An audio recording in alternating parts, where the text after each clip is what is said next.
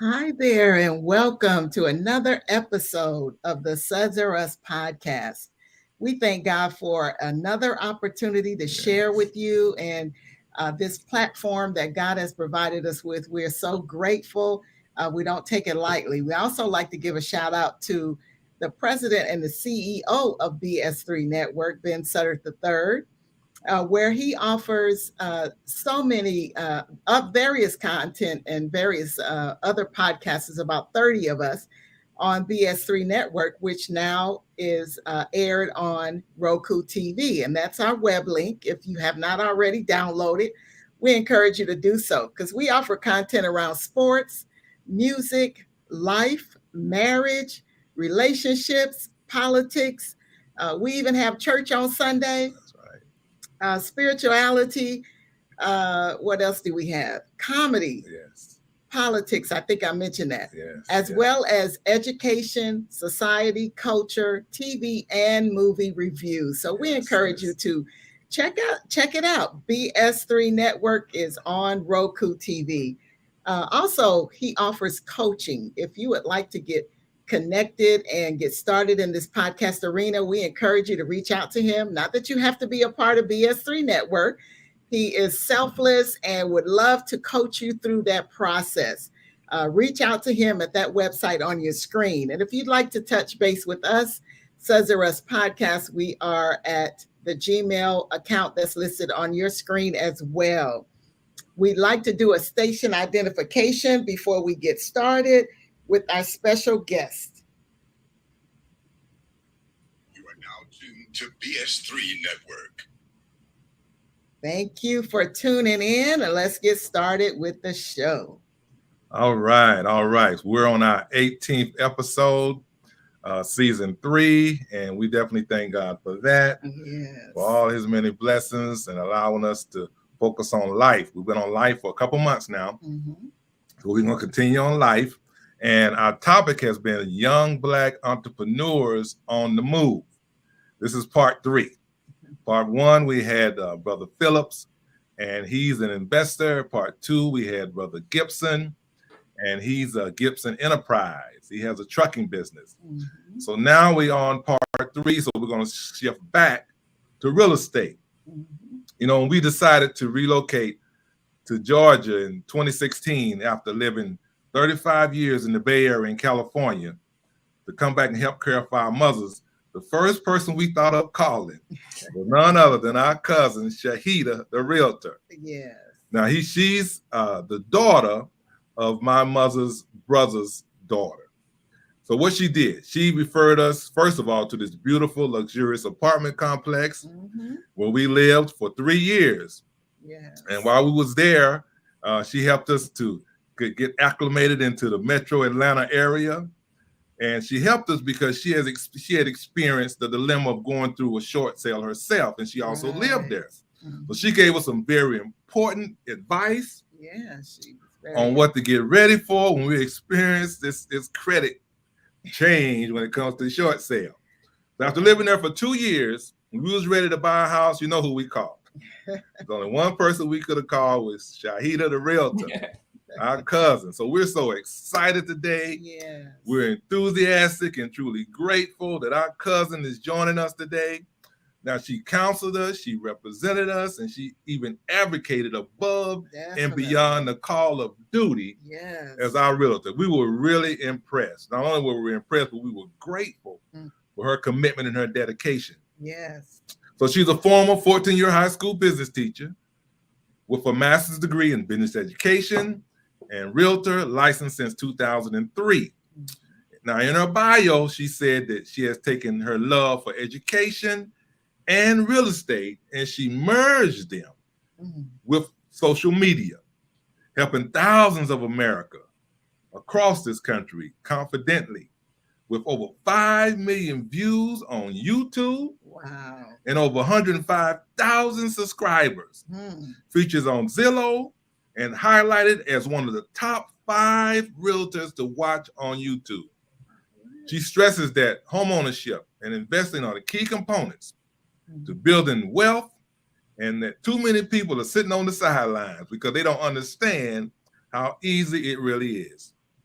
So while closing the wealth gap and ownership gap through education, getting you over the hill to ownership. I just love that motto, getting you over the hill to ownership. So we're just excited to introduce you our cousin, Shaheedah. I call her Shaheedah the realtor, but she actually welcome to the Sudds-R-Us podcast. Thank you so much. Thank you so much for having me. And of course, it was a pleasure to represent you in your home sale. And thank you so much for that introduction. Oh, you're welcome. You're welcome. My pleasure. My pleasure. So we're gonna get right to it. Now, I gave you the bio, but you know, we're a podcast that's very when it comes to information, we try to be transparent. So hopefully you can be transparent with us, okay, and give us all the interesting nuggets, not just the common stuff that everybody knows. Right. But first of all, tell a little bit more about yourself, your beautiful family, your fave, your husband Nick. He's a Morehouse man, and also BS3 went. He was in his class at Morehouse. So please tell us a little bit more about yourself. All right. I'll tell you a little bit about me. I'm from New York originally. So I'm from the Bronx, and we came when I was in middle school. So I was in 8th grade when we moved to Atlanta. So I still feel like I have a little bit of the New York in me. Plus both of my parents are from New York. All right. And, you know, I went to college between Hampton University and Kennesaw State, which is in Georgia. Right. My major was marketing and business. I never thought I would be a teacher ever. And I got into real estate after I bought my first house. I was like, oh, this is good. I could do real estate. So I got my real estate license at about 23 years old. And my best friend at the time, she was a realtor. So, you know, that encouraged me as well. And when the real estate market got a little bit, you know, in 2008 or a little bit before that, it wasn't as robust as it was before. Right. So I started to substitute teach, because that made sense, because you can make your own schedule, right? So I was making my own schedule, doing some real estate, substitute teaching. And I was at one school, I was teaching reading. They needed a longer term sub. And the principal came to me and he said, well, do you want to just work here? We need a business teacher. And at the time, I was like, well, how much does that pay? Like, I had no idea. But I was like, okay, I'm here every day anyway. I might as well. And like 14 years later, I was still a teacher. So I had no intention of getting into teaching at all. And when you said about your faith, it wasn't until like probably recently that I realized where God was taking me. Because when I was teaching investing, banking, personal finance, you know, all of those courses to high school students. And what I realize now in my YouTube videos is that people will say, well, I never understood it until you explained it to me. I never understood real estate or that component of real estate until you explained it. So I think for a big part of that, God was preparing me. Like he put me in a rough school, right? He put me in a school that people didn't have much money, but I'm explaining to them what the NASDAQ is and what the S&P 500 is. You have to be creative when you're talking to 15-year-olds about investing. So, you know, that brought me to where I am now because I was able to learn how to get the point across to somebody that, you know, a 15-year-old, right? I'm explaining to them, you know, about conventional loans and FHA. But now I realize why I was there for so long. Hone that skill in me. And I've been married for 17 years. And congratulations. Yes, thank you so much. Well, our anniversary is actually next Saturday. Oh, okay. And we've been together for 25 years. So we have 2 children, Nicholas and Nia. They're 9 and 10. All right. All right. That's a journey. I'm telling you, that is a journey. Do you ever get the desire to go back in the classroom, or you done with that? Sometimes, like right now, a lot of my students are in their 20s, so they come back to me, Ms. Hill, I'm about to buy a house. Ms. Hill, I'm about to do this. Wow. And so it does still tug at me because I did enjoy it. But I would always think I'm not going to do this forever. That was my fault. I kind of got, I was like, oh, I've been teaching for 9 years, 10 years. And so, but yes, I feel like I'm doing that now. I'm just doing it in a different format. Okay. Interesting. Yeah. So since you helped us tremendously after our short sale, can you just please elaborate about, you know, the process of navigating not only through short sales, but difficult sales and difficult purchases? What do you normally say and how you encourage them to get through it? Okay, so if you're experiencing anything, and a lot of people, one thing is during the housing crisis, everybody went through that. You have property and it wasn't valued at what you paid for it. So you weren't the only person. It was a big portion of the United States of homeowners that had purchased a property that was no longer worth what you owed for it. So short sales, how they're different from foreclosures is that the bank is willing to take less for the house than what you owe, but they become almost the person that's the decision maker as to how much they're willing to take in a short sale process. So you have to get, the lender's permission to say, well, I'm going to take this amount. Say you owe 100,000 and you're being offered 80,000. You go back to your bank and say, well, I have an offer for 80,000. Will you take it as payment in full for this loan? Okay. And on the other side, foreclosure is not really a negotiation. You kind of just walk away from it and they take it from you, right? They're both very harmful to credit. They say short sales are a little bit less harmful, but I would say it's still harmful. And for the most part, you have to wait 2 to 3 years after a short sale or a foreclosure in order to buy again. So those are the things that you're going to face. But I would say definitely during the financial crisis, a lot of people were going through that. So, there's no need for you to feel embarrassed by it or no reason for you to feel, oh, well, I was going through this. The nation was going through it. And so it's one of those things that a lot of people were going through at the same time. Where, short sales have always been happening. Foreclosures had always been happening. But, a big portion of the nation experienced it all at the same time. Right. Yes. Well, we definitely know about that. So we thank you for educating us and getting us through that process, helping us get through that process. No problem. So I noticed that you're very popular in social media. I mean, you got followers and subscribers all over the world. So what encouraged you? Was it the pandemic of 2.5 years where a lot of people were using social media more? I mean, what encouraged you to enhance your business through social media? I think the pandemic did help me. But prior to the pandemic, and that's why sometimes in business, and I was talking to young entrepreneurs or anybody that's thinking about entrepreneurship, is be prepared for what's going to come. Because I already had a YouTube channel and I was posting to my YouTube channel. I was talking about how to buy a house with down payment assistance. I was primarily only talking about Atlanta people, like only Atlanta, like how you can buy a house in Atlanta, how you can buy a house in Georgia. And I started getting popular like in 2019 in Atlanta. And it wasn't until the pandemic happened, right, that a lot of people, when interest rates started to drop, guess what? A lot of people flooded the market and they needed to be educated. People that weren't, thinking about buying a house, all of a sudden homes are on sale, or the cost to buy a house, was 2%, 2.5%. So people that hadn't thought about it prior, guess what they were doing? Googling how to buy a house, how to get down payment assistance. What should I do now? Should I buy a house? And so my content was already there, and so that helped me because everything was already there, and it just spawned me more because I had more eyes on my content now. So it's kind of like being at the right place at the right time. I was prepared for the pandemic because I was still teaching when the pandemic happened. I was teaching part-time because I decided to go to real estate full-time for the next year. So 2020, 2021, I'd already put in my letter of intent not to come back to teaching.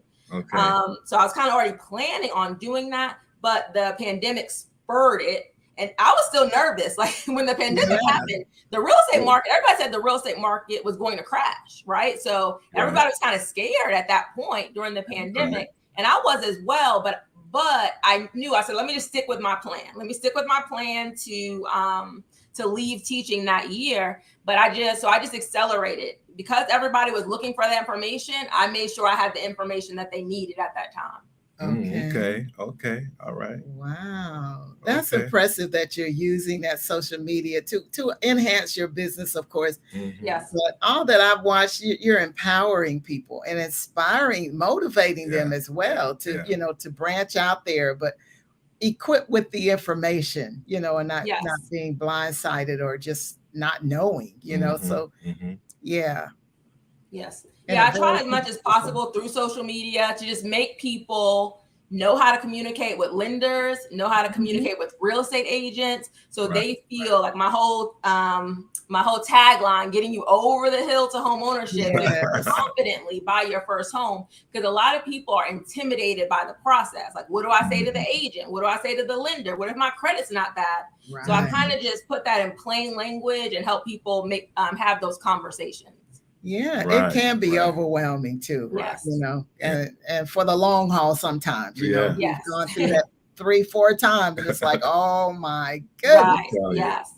So it was a blessing. And I'm so glad that you didn't tire out, you know, that you didn't get frustrated with us, because I know we were demanding. It's like, no, we no, y'all were great. And y'all bought it the perfect time. Like, looking back on it, it was the perfect time. It really was. Like I said, God's timing. Y'all bought that house right on time. Isn't that, you know, I was just thinking, you know, that's how faith is. It's all about that walk, you know, and sometimes when you get that nudge and that inkling, it's like it's time to move. It's time to and move quickly, you know, even though you can't see the end of the road, you know.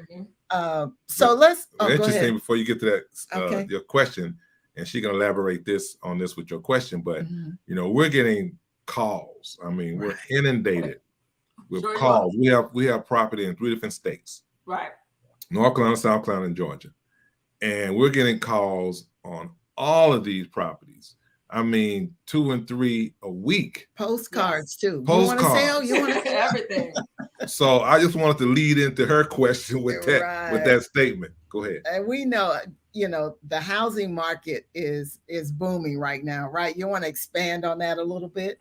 Yeah, so the housing market is booming, and when I say booming is there's more buyers than there are properties for sale, right? So supply and demand, there's still more buyers than they have property or inventory. And so when they're sending those postcards to you and they're mailing, they're trying to get inventory. They want to try to get some homes so they can sell either for their clients, because their clients are looking for a house in those areas that you have property, or they're investors trying to buy property, you know, to see, especially if they feel like they're non-owner occupied. So what they're going to do is saying, okay, where are your tax bills coming, right? So if you have a property in South Carolina, but the tax bill is coming to Atlanta, they know they got somebody that's in a non-owner occupied property, and maybe they don't want to deal with it anymore. So then you're a good target, right? For somebody to say, well, you know, we'll buy your house. You don't want to deal with it anymore in another state. A lot of people don't want to be out-of-state landlords, right? It's more work. You have to upkeep. So you're a prime target because you're a non-owner occupant, right? So you're somebody who owns a property, but you live in another state. They can just get lists of everybody that's a non-owner occupant, where your tax bill is going to a different place than the residents. That's what it is. That's what it is. So they're buying those lists, trying to get some inventory. So what the Federal Reserve is trying to do, right? Because everything's so high, you know, the average person can't afford some of these houses right now. That's why they're increasing interest rates to make to cool it down a little bit. So some people leave the market because now they can't afford at 5% what they could have afforded at 2% or 3%. Yeah, but because inventory is so low, it's still keeping prices where we're not going to have 30% price increases or 20% price increases. Those are unheard of. Like, that's, you know, over the last 2 years, this is not a normal thing. Normally, I used to tell my clients back in the day, you might get between 3 to 5% appreciation per year. You know, it's crazy that people have gotten 30% or 20% in 1 year. Yeah, so it's going to probably level out. Not saying prices are going to go down because inventory is still too low, but now it'll be more of a negotiation like it normally is in a normal market in the months ahead. Right now, we're still in selling season, the spring, summer season. So you'll still, you know, get a lot of competition, but in general, it'll start leveling off because interest rates have been increasing. Wow. So I know you brought some really good points about first-time homeowners, but is there anything else that you can add to that as in terms of, you know, for a first-time homeowner, what they need to be aware of? I think just make sure as a first-time home buyer that you're asking questions and that you are don't feel like, I feel like too many people feel intimidated. Like, I don't want to sound dumb by asking this or asking that. And so you have to be willing to ask those questions, because after you close and after you sign, after you can't go back and say, well, what about this? Or, you know, I didn't know about that. That's your house now. You're responsible for it. Whatever you hadn't addressed prior, guess what? That's your house. If you know, the pipes start leaking and, you know, the next day, that's your house. You can't call the landlord. You have to call your own plumber and fix your own house. And I think, you know, more and more first-time home buyers, they don't ask enough questions, especially if they're coming from renting. You know, if you're coming from renting and you've never experienced living in a house and what could come up, then you're not going to be prepared. So I just tell them to make sure they're asking a lot of questions up front. They know all their major systems. You need to know what a water heater is. You need to know how much HVAC, heating, air, like know all of those things, and know how much it costs to replace them. So if one goes out, do you have $4,000 to replace it? So you just want to be knowledgeable about the components of a house if you haven't ever lived in one. Oh, very good. And that, you know, and that inspection, you know, you really got to walk through and look in every creek and crevice, and, you know, because you never know. You're just so, you know, astonished by what you see in terms of the house that you might miss the, you know, the intricate parts of it. And then even during the walkthrough and inspection or whatever, once you live there, you're going to see everything that you didn't see, right? Because that one walkthrough for like an hour, you're not, you know, you're still going to see things. Once you live in a house, you're still going to find something. It's inevitable. You'll find something that you need to take care of. That's just part of home ownership. Absolutely. That's right. Good. That's yeah, good. We've discovered that. It's like, all that, but it's all good.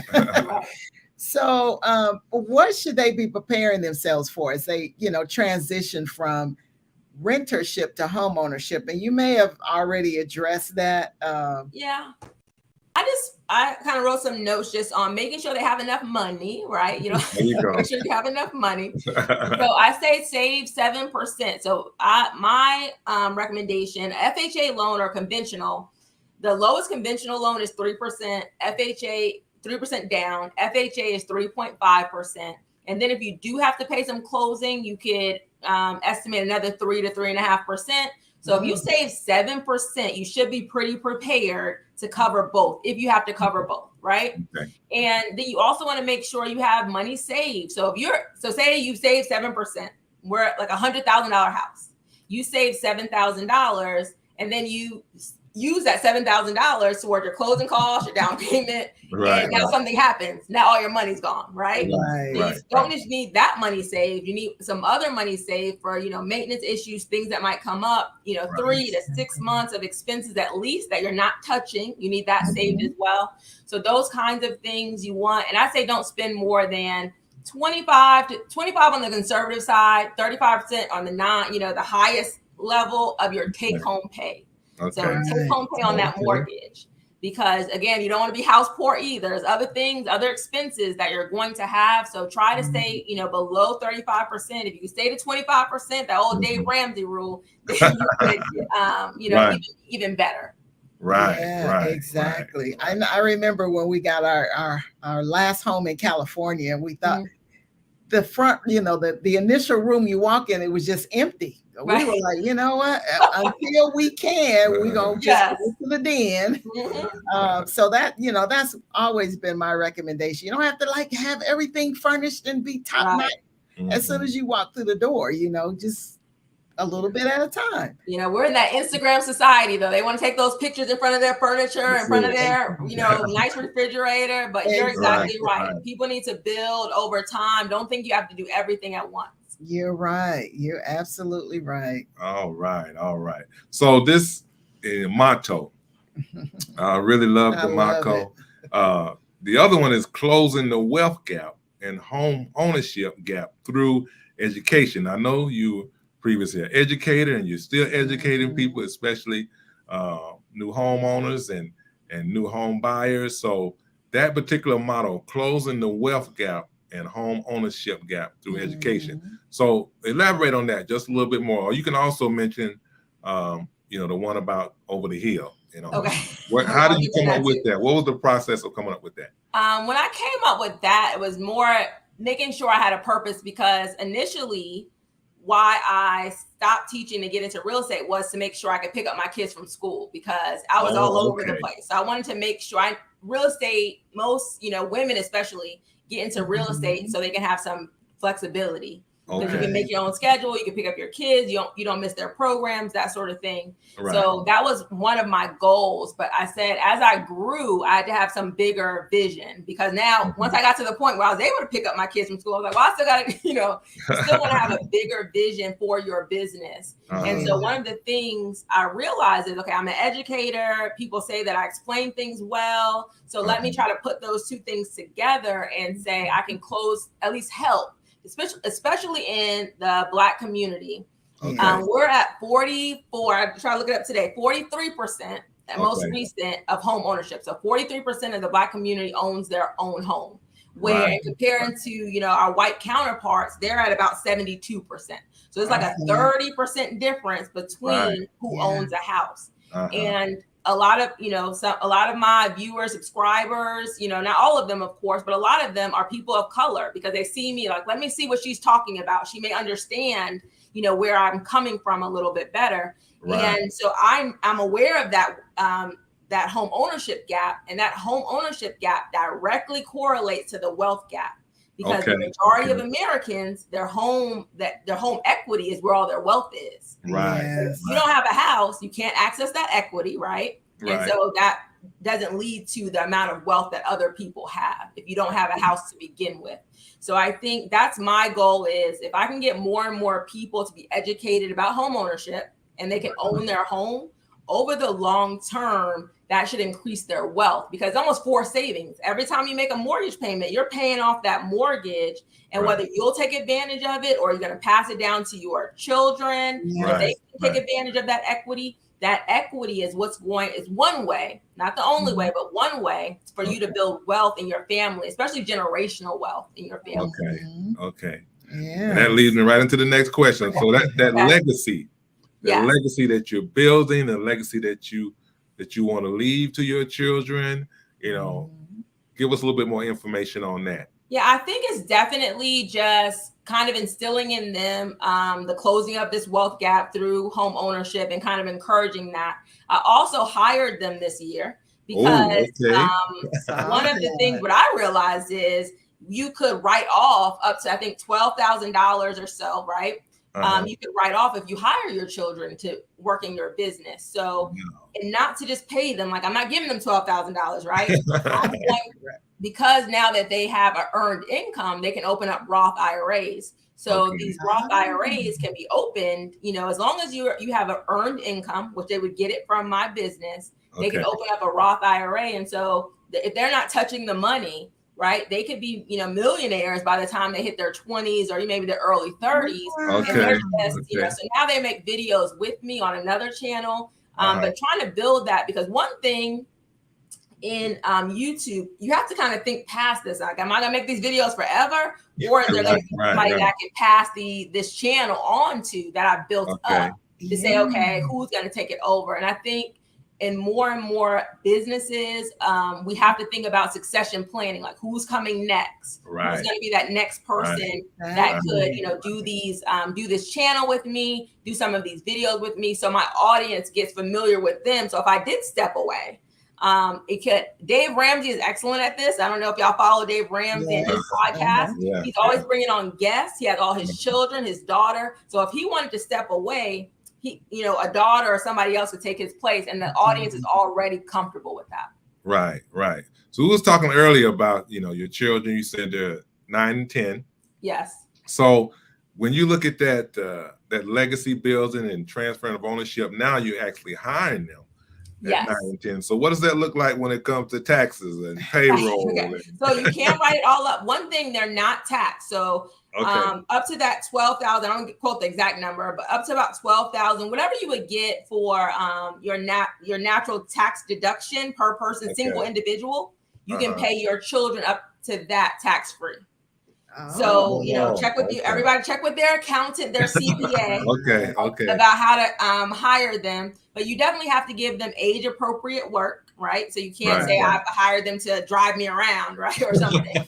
So age appropriate work, keep track of their hours, and put them on a regular payroll. And you're thinking, if I have them on my, social media videos, even as models, or, if I have t-shirts or something like that, they can get paid. If I had to pay a regular model, then I would pay my children at that same rate. Yeah. Oh, wow. But if you have a business, you have children or grandchildren, you definitely should consider hiring them. Oh, okay. Right. Now that you just shared something. Yes. I'll tell you. That's powerful. Yes, it is. And then, like you say, it continues on. They're learning as you grow, they're learning the process. A lot of times we pass on things just like, okay, now let me run all this down to you. And it's just like, it takes forever, but if they're learning throughout the process as you grow, they're already equipped by the time they need to take over. Wow. Yes. Wow. Excellent. Oh man, that is excellent. Oh, wow. Dropping some serious nuggets here today. So our last question, and then Irene's going to do some closing remarks and scripture, but we talked a lot about how to help homeowners to space first-time home buyers or in the market that we're working in with today, how to purchase a home. But how would you advise someone who's interested in being an investor or someone that's interested in working in the real estate business in this growing market that we're living in today? Okay. So definitely on the investor side, I say definitely get a mentor as early as possible. So if you see somebody doing something similar to what you want to do, offer to help them. I think the younger you are, the less likely you are willing to do this, but you have to do it for free. Tell them I will, just let me be a part of your circle. You need somebody to be at your properties, watching over your contractors. Offer your service. But a lot of people say, I need a mentor, I need that. But you have to have a give and take. Like, what are you offering me in return? So you can't just take, but you're not willing to give anything. So if you're an investor and you're thinking about doing some real estate investing, when you're reaching out to people, say, I really want to learn. Is there anything that I can help you with? Is there anything, any value that I can bring to you? Maybe they do need somebody to check in on their properties. Maybe they need to, whatever that is, offer that in return. And I say that on the same thing on the real estate side.